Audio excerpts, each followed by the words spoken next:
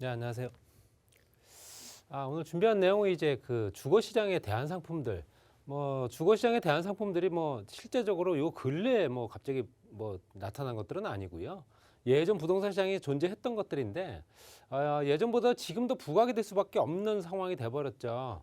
지난 5년 동안에 집값이 너무나도 폭등을 하는 바람에, 실제 내 집 마련 꿈 같은 경우는 너무 요원해졌고, 또 그에 따라서 실제로 임대료도 너무 비싸졌고, 그렇기 때문에 아무래도 입지는 포기하지 못하겠고 그 주변에 있는 인프라는 다 누리면서 실제적으로 또 이제 어떤 주택이긴 하지만 주거 시장의 대안 상품으로 떠오르는 것들 이런 것들을 주목되는 시장이 이제 다시 또 재편되고 있다 이렇게 보여집니다. 그래서 지난 시간에 오피스텔에 대해서 잠깐 말씀드렸지만 대안 주거 시장의 대표적인 상품이고요.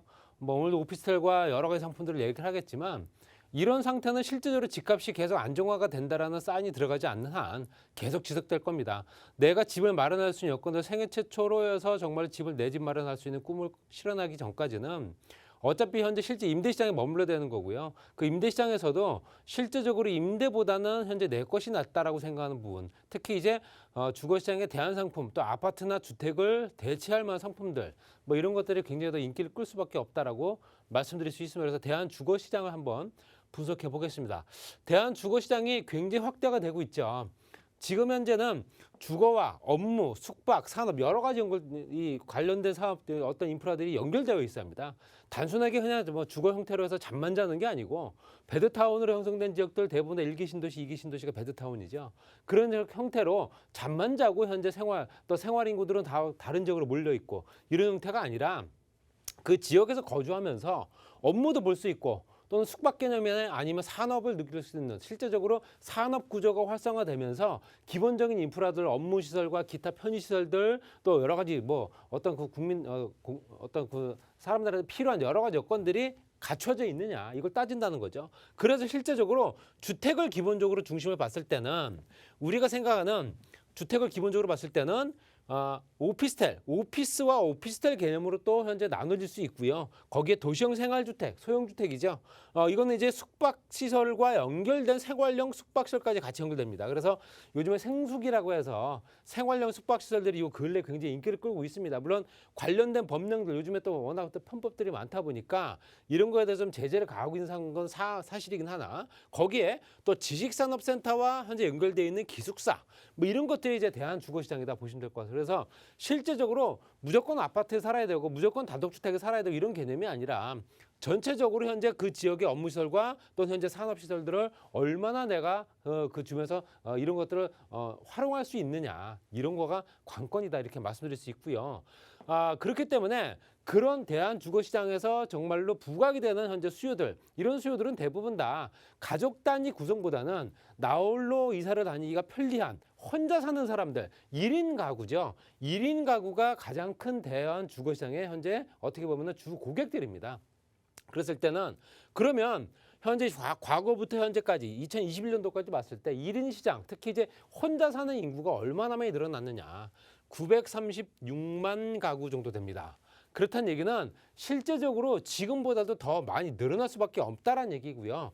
이 안에는 물론 청년층들 내가 현재 실제적으로 어떤 그 창업을 한다거나 아니면 독립을 해서 현재 젊은 층들 인구도 가세를 하지만 현재 혼자 살 수밖에 없는 독거노인이라든가 아니면 현재 기타 여러 가지 사유로 혼자 살 수밖에 없는 현재 중장년층도 있습니다. 그런 수들까지 같이 들어간 거거든요.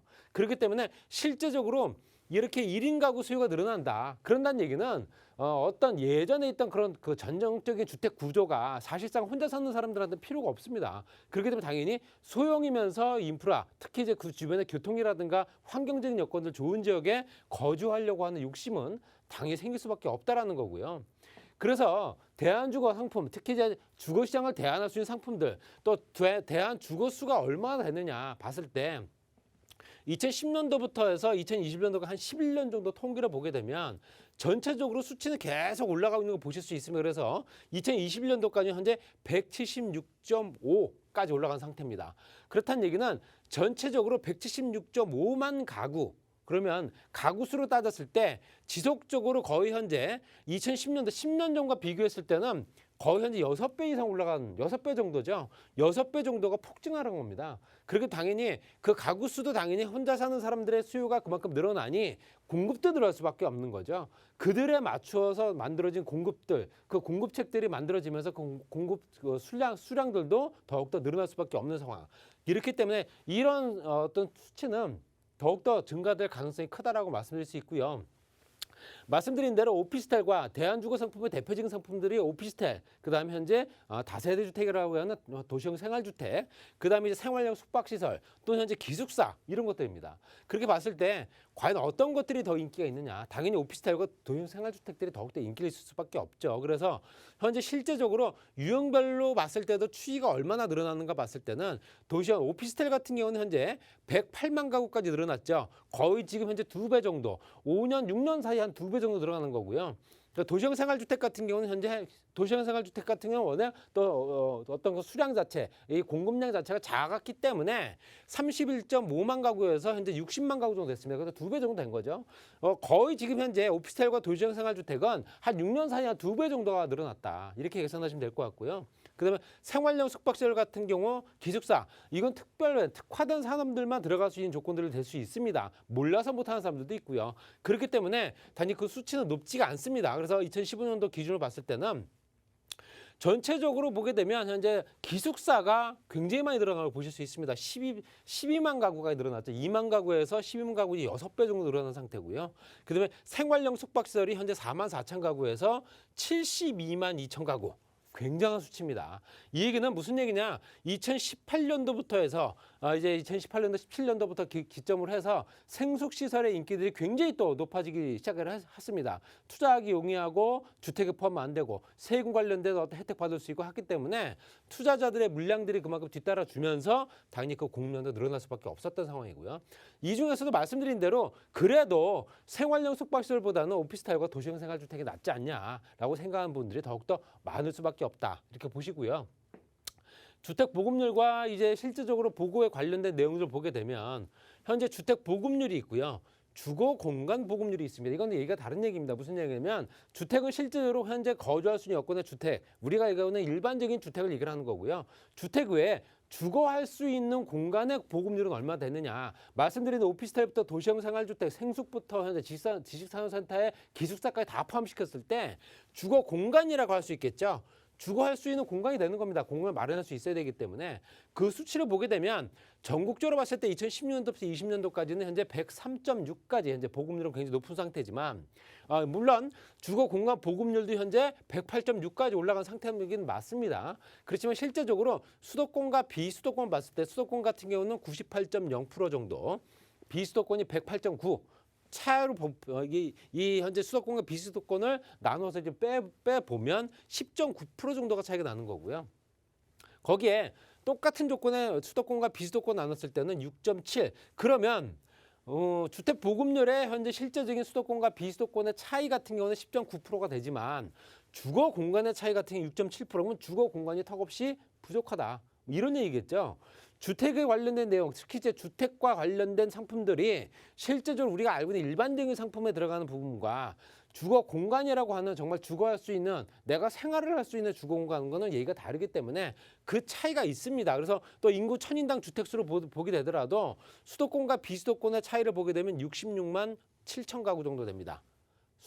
주택 수를 보게 되면 또 인구 천인당 또 주거 공간 수를 보게 되면 51만 3천 호. 이렇게 된다면 말씀드린 대로 주거 공간은 그만큼 조금 부족한 상태다. 그러니까 주택 보급률은 또 상회에서 100% 넘는 상태이지만 내 집을 갖고 있는 사람들이 그렇다고 무조건 100% 넘는 건 아니지 않습니까? 이 시장이 거의 절반 정도만 현재 내 집을 갖고 있는 거고요.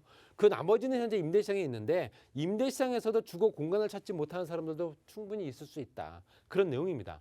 그리고 말씀드린 대로 오피스텔과 도시형 생활주택이 당연히 더욱더 현재 만만하면서 찾을 수밖에 없는 상품이라는 얘기는 공급량과도 비교될 수 있습니다. 그래서 수도권 지역의 주택 공급량 봤을 때도 854만 4260가구 정도 되는데 비율로 46.1% 정도 되고요. 주택으로 비중이. 오피스텔 비중은 현재 66만 가구 정도에서 70.1% 정도 됩니다. 그리고 서울, 인천, 경기를 봤을 때도 29.9, 10.8, 29.5 이런 형태로 오피스텔 공급량들이 실제적으로 주택 공급량보다 좀 많은 거 보여지는 부분은 실제적으로 많이 보입니다. 그렇지만 전체적으로 물량 자체는 작기 때문에 물량 자체에서 작은 부분에서 차지하는 비율을 따지는 거라서 오피스텔 공급량이 주택 수를 추월했다 이렇게 보기는 어렵다는 얘기죠. 그래서 실제적으로 또 지역별로 봤을 때도 서울, 인천, 경기 수도권 지역에 많이 몰릴 수밖에 없고요. 광역시라든가 대도시권으로 현재 지방도시도 분산될 수밖에 없기 때문에 현재 중소도시나 지방도시 같은 경우는 현재 오피스텔 수요들이 그만큼 많지 않을 수밖에 없죠. 그렇게 당연히 광역시라든가 현재 수도권 지역으로 많이 몰릴 수밖에 없는 상태 이렇게 보시면 될 것 같고요.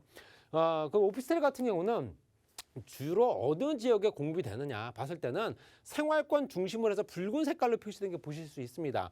붉은 색깔로 표시된 부분이 현재 강남부터 이제 중구부터 해서 업무시설들이 많이 밀집되어 있는 영등포까지 그 지역들의 대부분의 오피스텔이 많이 포함될 수밖에 없는 조건이고요. 그 포함된 현재 입지에는 당연히 용도 지역으로 봤을 때는 당연히 상업지역입니다. 상업지역이 대부분이고요. 상업지역이 대부분이 준주거 지역에도 들어가 있습니다. 우리가 3종이라고 하는 준주거 지역들. 물론 3종과 준주거는 다르지만 준주거 지역, 주거 지역에도 또 들어가는 경우도 있고요. 그렇기 때문에 당연히 오피스텔은 대부분 다 상업지역에 포진하고 있기 때문에 교통여건 좋고 주변의 상권을 활용하기가 굉장히 좋다는 얘기입니다. 그렇기 때문에 젊은 사람들이 선호할 수밖에 없다라고 말씀드릴 수 있고요.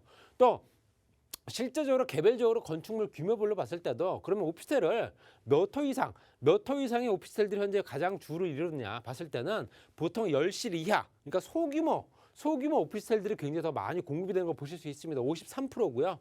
500호실 이상 되는 건 1.1%밖에 안 됩니다. 그렇기 때문에 우리가 알고 있는 오피스텔은 대부분 다 현재 나홀로 건물들이 대부분들이죠. 그렇기 때문에 당연히 53%이면서 면적으로 봤을 때는 20평방미터에서 30평방미터 미만 현재 실제 6평 미만의 소형 주택이 소형 오피스텔이 가장 많은 퍼센트를 차지하고 있기 때문에 아까 말씀드렸던 1인 가구 때문에 그럴 수밖에 없다는 얘기입니다. 1인 가구를 현재 목표로 해서 만들어진 주택 어떤 주거 공간이기 때문에 당연히 1인 가구를 목표로 해서 작은 주택이면서 작은 호실 빨리빨리 신축을 하고 빨리빨리 입주할 수 있는 여건들을 만들어준다. 그런 내용입니다. 그리고 전체적으로 현재 실제적으로 오피스텔과 아파트 단독 다세대부터 연립까지 봤을 때 주거 만족도는 어떻게 되느냐. 아파트와 오피스텔은 거의 비슷합니다.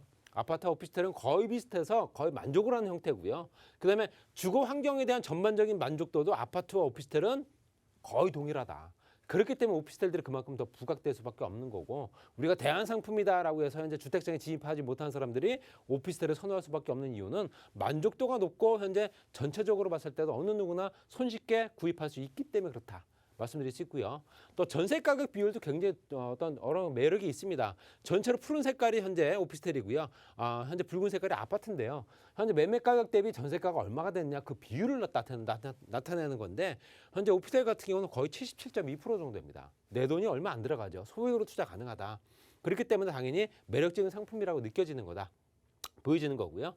마지막으로 부동산의 가치는 가격 상승 기대, 캐피탈 게인이라고 해서 자본이득이 얼마가 생기느냐, 거기에 사용 가치가 얼마나 나오느냐, 임대료가 얼마나 나오느냐, 이게 합쳐지면서 자본 수익률과 임대 수익률이 합해지게 되면 투자 수익률이 되는 겁니다. 이 비율이 얼마가 되느냐에 따라 달라지겠지만 어느 쪽이든 가격 상승 기대가 높든 임대료가 높든 간에 그 상승치를 현재 실질적으로 통계로 봤을 때 합쳐지는 상승체가 더욱더 높은 지역에 있는 물건들이 선호될 수밖에 없는 거고요. 그렇기 때문에 오피스텔을 하더라도 어떤 지역에 있는 오피스텔에 따라 또 달라진다. 이렇기 때문에 입지 여건이 상당히 우수하면서 전반적으로 수요가 또 폭증가 늘어날 수 있는 그런 지역의 오피스텔과 현재 소형 대한주거 시장에 한번 주목해 보시는 게 올해를 한번 또 지켜보시게 되면 더욱더 부각되지 않을까 이렇게 설명드리면서 정리하겠습니다.